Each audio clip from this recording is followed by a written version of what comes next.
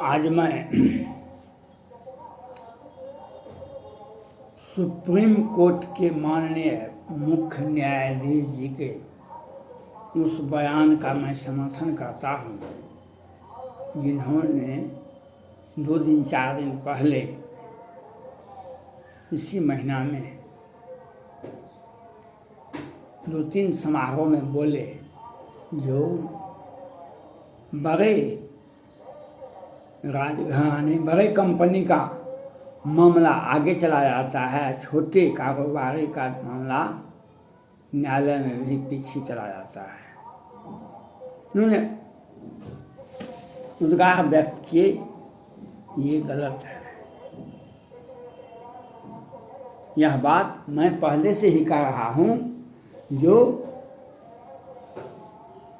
बड़े लोग अगर हत्या भी करते हैं तो उनका मामला पीछे चला जाता है, छोटे लोगों का, विरोधी दलों का हत्या, अगर चोरी का भी मामला हो तो उसको आगे कर दिया जाता है। विरोधी दल का मामला को हाईलाइट किया जाता है और ये बिहार में तो होते रहता है, बिहार में होते रहता है। मैं सुप्रीम कोर्ट के माननीय मुख्य न्यायाधीश जी A.V. अमन्ना साहब से अपील है, आपने जो कहा समारोह में बनारस में और जगह, वह बात बिल्कुल सही है, लेकिन आप जो समारोह में कहते हैं उसमें कहते हैं तो वह आपके अधीन हाई कोर्ट, ये लोग अनसुनी कर देते हैं, अपने क्रियाकलाप में सुधार नहीं करते हैं। भारत में पश्चिम बंगाल में, बिहार में और सभी राज्यों में उपचुनाव हो रहे हैं। बिहार में भी 2 सीट पर उपचुनाव हुआ है, अक्टूबर के लास्ट में 2 विधानसभा में चुनाव होगा। लेकिन मैं सुप्रीम कोर्ट के माननीय मुख्य न्यायाधीश A.V. अमन्ना साहब से मेरा अपील है, बिहार में जो 2020 के अंतिम में चुनाव हुआ था उसमें 30 मतगणना में हेरा फेरी हुआ था, उसमें 30 याचिकाएं पटना हाई कोर्ट में अपील कर दी गई है चुनाव मतगणना में। इसके पहले की विधानसभा चुनाव में भी 2-4 जगह और खास करके शिवहर में तो कई एक बार चुनाव मतगणना में हेरा फेरी होता रहा और पटना हाई कोर्ट में याचिकाएं दायर की जाती है, लेकिन सुनवाई होते होते 5 साल लगा दिया जाता है। यह इस बार व्यापक स्तर पर हुआ, याचिकाएं पटना हाई कोर्ट में दायर कर दी गई, लेकिन याचिकाएं अभी तक सुनवाई के लिए भी लिस्टेड भी नहीं किया गया है।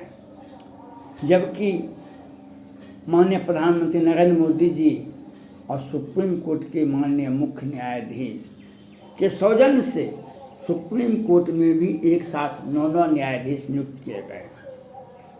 पटना हाई कोर्ट में भी 18 न्यायाधीश थे और 28 हो गए। कुछ सुप्रीम कोर्ट ने भेजे, कुछ बिहार सरकार ने विभिन्न कोर्टों से न्यायाधीश पटना हाई कोर्ट में नियुक्त किए। मैं ये सुप्रीम कोर्ट के माननीय मुख्य न्यायाधीश जी से अपील करना चाहता हूँ कि ये 30 याचिकाएं जो दायर है पटना हाई कोर्ट में चुनाव मतगणना में हेरा फेरी, आप भी जानते हैं, सभी जानता है बिहार में कि भारत में विधानसभा का, लोकसभा का कार्यकाल 5 साल का ही है। 1 साल तो होने चला, ये कब सुनवाई होगी ये पटना हाई कोर्ट कुछ नहीं बता सकती है। बिहार सरकार अरंगा लगाए बैठी रहती है, किसी तरह से विलंब से सुनवाई हो, ऐसा बिहार सरकार का इतिहास ही रहा है। क्योंकि यह बात आप भी स्वीकार करते हैं। 1999 में आनंद मोहन एक भीड़ का नेतृत्व करते, एक आपराधिक किस्म का व्यक्ति मारा गया था और उस भीड़ का नेतृत्व आनंद मोहन कर रहे थे। डीएम की हत्या हो जाती है। आनंद मोहन तत्कालीन मुख्यमंत्री लालू प्रसाद यादव जी थे, गिरावरी जी थी, FIR होता है और नीतीश कुमार जी जब सत्ता में आते हैं तो फास्ट ट्रैक कोर्ट में ट्रायल होता है और सज़ा हो जाती है। लोअर कोर्ट से, हाई कोर्ट से और सुप्रीम कोर्ट से। आपने कोरोना काल में सुप्रीम कोर्ट के मुख्य न्यायाधीश जी ने कोरोना काल में ये स्पष्ट रूप से बयान दिए, जिस अपराधी व्यक्ति का अपराध आधा से अधिक हो गया है तो उसको रिहाई कीजिए, और नहीं रिहाई नहीं हो सकता है तो पेरोल दे दीजिए 50 दिन का। पूर्व सांसद आनंद मोहन जी की माता भी अत्यंत अस्वस्थ है, एक तो उम्र का भी तकाजा है, लेकिन बिहार सरकार आनंद मोहन जी को नहीं छोड़ने वाले हैं। बिहार सरकार आनंद मोहन जी को नहीं छोड़ने वाले हैं। और नीतीश कुमार जी पर 1989 में सीताराम सिंह का हत्या का केस है। सुप्रीम कोर्ट के मुख्य न्यायाधीश जी, आपने जो कहा बड़े बड़े पार्टी का केस तुरंत सुनवाई हो जाता है लाभ के लिए, और छोटे आदमी का आनंद मोहन का जी का केस ट्रायल हो गया, सजा हो गई, सुप्रीम हाई कोर्ट से सुप्रीम कोर्ट तक भी सजा मुकर्रर कर दी गई। आज 15 वर्षों से अधिक से वे जेल में बंद हैं। लेकिन नीतीश कुमार जी का हत्या का मामला का केस जो है दिन के उजाले में होता है। सीताराम सिंह की हत्या दिन के उजाले में हुआ था बाढ़ क्षेत्र में, लेकिन वह केस कहाँ गया? पटना हाई कोर्ट के वरीय न्यायाधीश राजेश कुमार जी ने ऋण घोटाले के बड़े आरोपी को लोअर कोर्ट और वैकेंट कोर्ट से बिहार सरकार मैनेज करके जमानत दिलवाए थे। पटना हाई कोर्ट के वरीय न्यायाधीश जी ने राष्ट्रपति भवन, सुप्रीम कोर्ट और प्रधानमंत्री कार्यालय को विधिवत सूचना दी। वो केस कहाँ गया? पटना हाई कोर्ट बार बार पूछ रहे हैं बिहार सरकार से, कोरोना में कितने लोग मरे, गांव घर देहात में कहाँ कहाँ मरे, ये बताइए। तो हम नहीं नाम बताएंगे, हम बता नहीं सकते हैं, लेकिन हम कोरोना मरने वालों को 4-4 लाख रुपया देंगे। किसको देंगे ये नहीं बताएंगे। और मैं सुप्रीम कोर्ट के माननीय मुख्य न्यायाधीश से अपील करना चाहता हूँ, ये याचिकाएं जो पटना हाई कोर्ट में 30 याचिकाएं दायर हैं, उसका क्या अंजाम होगा? या 1 साल होने जा रहा है, या 5 साल हो जाएगा तब पटना हाई कोर्ट जांच करेगी, तब उसके बाद जजमेंट देंगे। ये इस पर आपको गंभीरता से लेना चाहिए। ये संगीन मामले हैं, कहीं न कहीं एक सोची समझी साजिश चल रही है। जब उपचुनाव हो रहे हैं तो उसमें क्यों नहीं सुनवाई हुई पटना हाई कोर्ट में? और निर्वाचन आयोग नई दिल्ली, निर्वाचन आयोग पटना, केंद्र सरकार और हाई कोर्ट, सुप्रीम कोर्ट को इस बात पर तत्काल गंभीरता से तत्काल उस पर विचार किया जाना चाहिए। याचिकाएं गलत है, खारिज करे पटना हाई कोर्ट, और याचिकाएं सही है तो आप तत्काल लिस्ट कीजिए, विलंब मत कीजिए। जो तटस्थ आता है उसका भी इतिहास लिखा जाता है, उसका भी इतिहास लिखा जाता है। आप माननीय सुप्रीम कोर्ट के माननीय मुख्य न्यायाधीश, मैंने 9 न्यायाधीश सुप्रीम कोर्ट में नियुक्त किए गए हैं हाल में ही।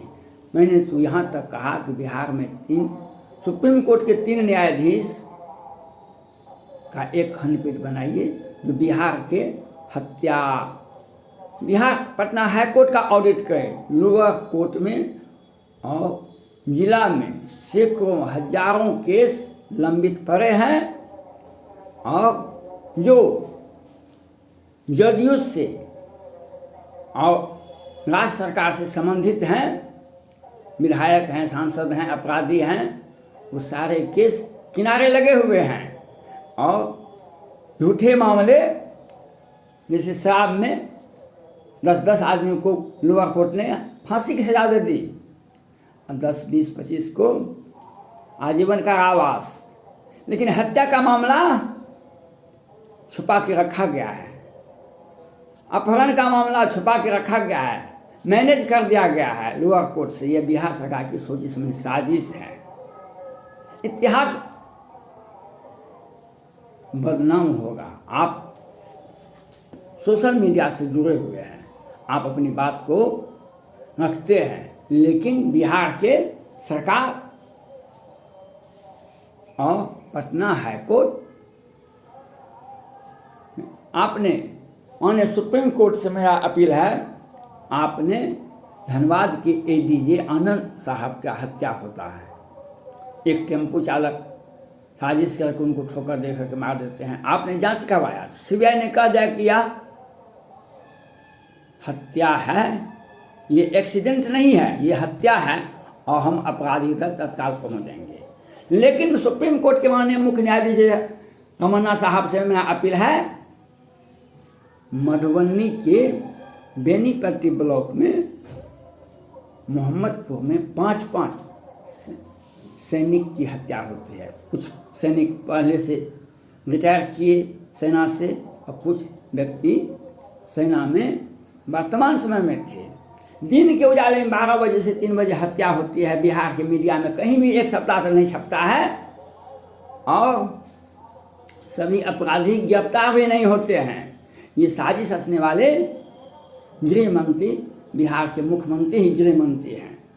संजय झा उसी क्षेत्र से आते हैं, जन संसाधन मंत्री हैं, और पूर्व मंत्री विनोद नारायण झा। ये लोग साजिश रचते हैं। आपने जब तत्परता दिखाई तो एक्सीडेंटल हत्या का मामला आ गया, या आपने अपने न्यायाधीश एडीजे के आनंद जी के केस में आपने तत्परता दिखाई तो न्याय मिलेगा। लेकिन आपने, मैं 100 वीडियो पोस्ट किया हूँ, लेकिन आप इस बयान तक नहीं देते। 5-5 सदस्यों में हत्या होती है, एक सदस्य आज भी जीवन और मौत से हॉस्पिटल में भरा हो इलाजरत है, लेकिन बिहार सरकार सोची समझी साजिश कर यह हत्या करवाई है। रूपेश कुमार सिंह का हत्या भी